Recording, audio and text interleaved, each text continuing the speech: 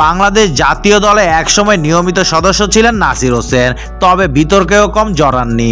বিতর্কিত কর্মকাণ্ডের পাশাপাশি হারিয়েছে নিজের ফর্মটাও, অনেকটা অকালেই হারিয়ে গিয়েছে জাতীয় দলের রাডার থেকে।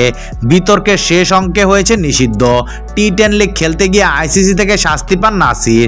নিষেধাজ্ঞা কাটিয়ে আবারও মাঠের ক্রিকেটে ফিরেছে এই cricketer. Dhaka premier league DPL দিয়ে পেশাদার ক্রিকেটে ফের দেখা গেল নাসিরকে। গতকাল রাতে নাম লিখিয়েছে রূপগঞ্জ টাইগার্সের হয়ে। 1.5 বছর পর মাঠে ফিরে গণমাধ্যমের মুখোমুখি হয়ে নাসির বলেন, মানুষ চাইলে সবকিছুই পারে। ফিরে আসা বলতে 1.5 বছর তো হয়ে গেল।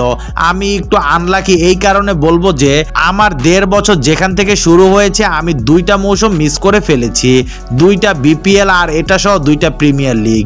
তাই এদিক থেকে আমি আনলাকি। যদি একটা মিস হতো তাহলে ঠিক ছিল।